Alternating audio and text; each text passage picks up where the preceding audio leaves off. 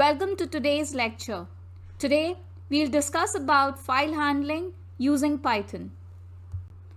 Today's achievable goals are: today we'll see how to open a text file, how to create a text file, how to append data to a file. We'll see what's the difference between writing to a file and appending data to a file, how to read the contents of a file, and we'll work on different file modes in Python.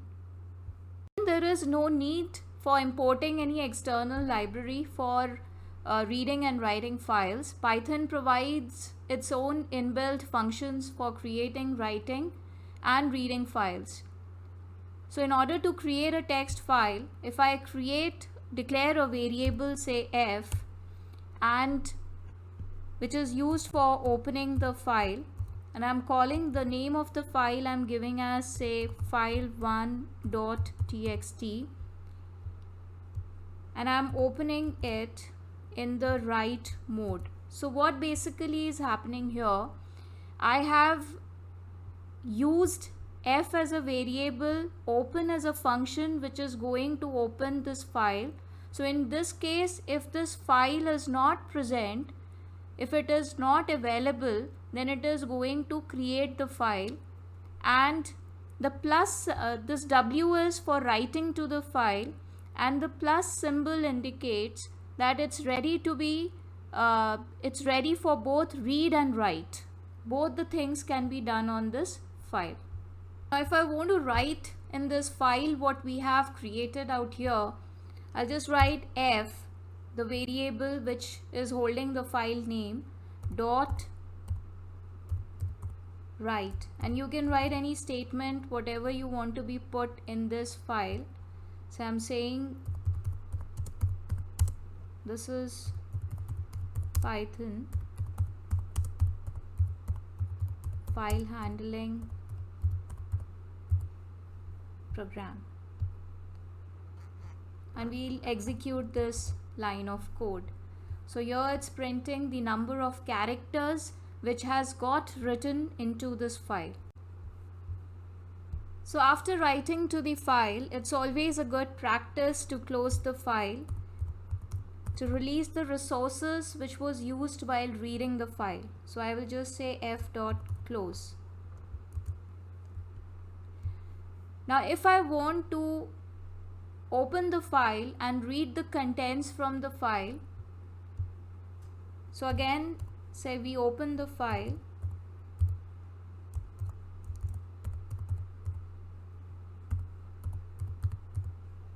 and we are opening this file in the read mode this time.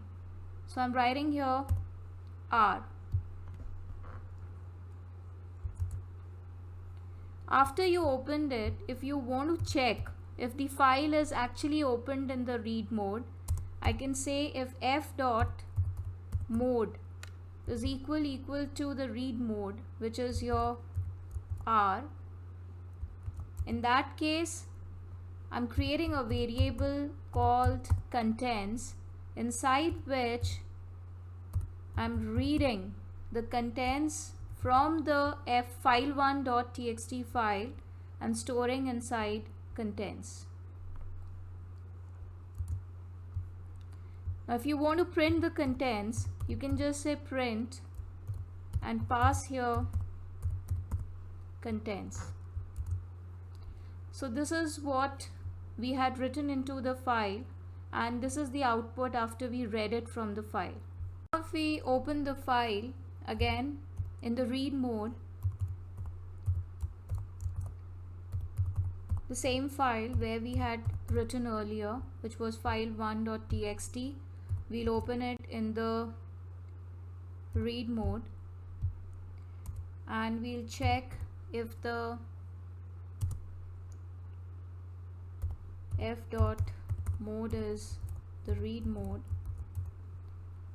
So in that case, we'll store it inside this variable contents, where we'll store our whatever you are reading.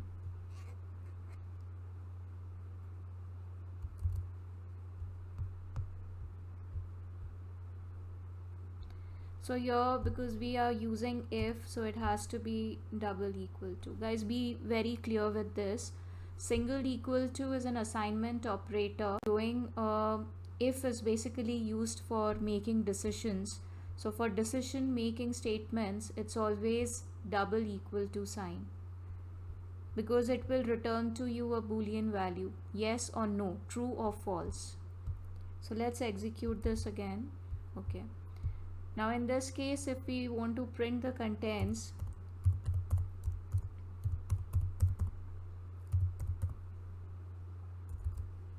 so we can send content to the same file, but earlier what we had written is gone, and this is the new statement what we had passed on here. So how do we avoid overwriting to a file? I want my previous contents to be there, and I want to add on my new contents also inside the file. In that case, we will be opening the file in the append. So here your mode is going to be in the append mode. So again, the plus sign, what we see is it indicates that it will create the new file if it is not existing. But in our case, we already have the new file, so we are not required to create a new file. So after you open the file in the append mode, you can write to the file. So I'll say f.write, and I'll say this is the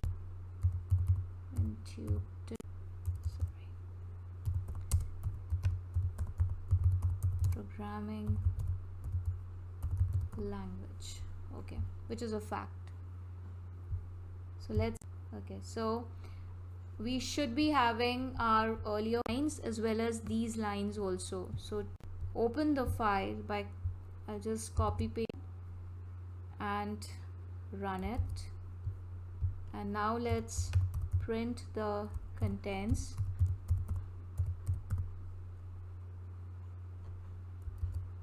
So we can see it has appended, that means added at the end of the file. So this was my initial statement, and this is my next statement. And if you wanted a space, you could have left your 1 character space, it would have left it here. If we wanted these lines to come in 2 different lines, so when we had written into the file for the write statement, after the end of the statement, I can give an escape character called /n, which is for a line break, 1 line break.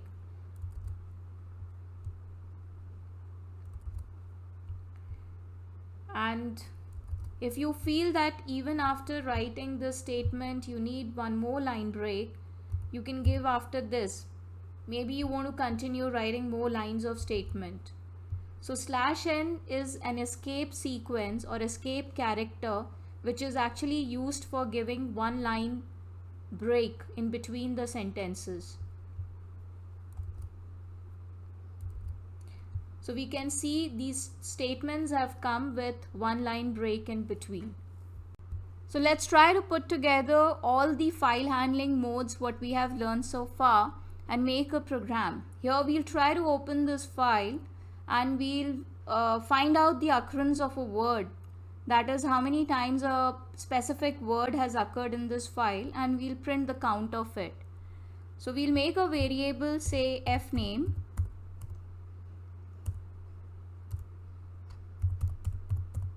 we've done input before. This is for accepting a value from the user. So I want to enter the file you want to search from, and this is the file what you're going to open, and then we make a variable called word where we'll say enter word to be searched. Because we are counting the occurrence, so we need a counter. Let it be k initialized to the value of 0. So let's use the variable f. You can use any other variable, and the function open for opening our file, which is file1.txt, and we are going to open it in the, yes, you guessed it right, in the read mode. Now because we need to iterate inside the file and we need to search the word, so we'll use a for loop. Take any variable, I'll call it, say, line. You can call it line 1, anything. You're iterating inside the file, which is f. We make a variable, say, words. This is also any name you can give, and we are iterating with the help of line, so I'll say line dot split. Now we have done the split function in strings before, so if you haven't seen it, please see the tutorial on strings, where I have explained very nicely what does split do.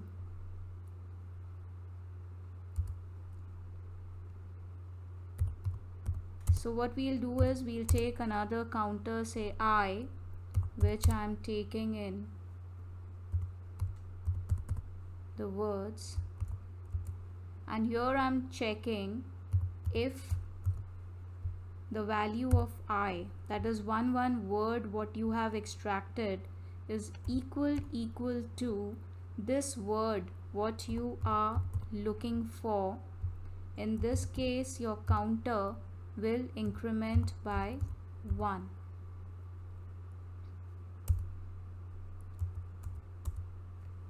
I hope you all remember the four spaces indent, what we had discussed in the first lecture of Python, which is very essential, because if your indentations are wrong, your program will throw out a lot of errors. So here we can write, or we can, if you want to write the print, I'm just printing here the value of k to make it go a little faster. So here it's asking you which file you want to search from. So we'll be using our file, which was file1.txt. Then it is asking which word you want to search. In our case,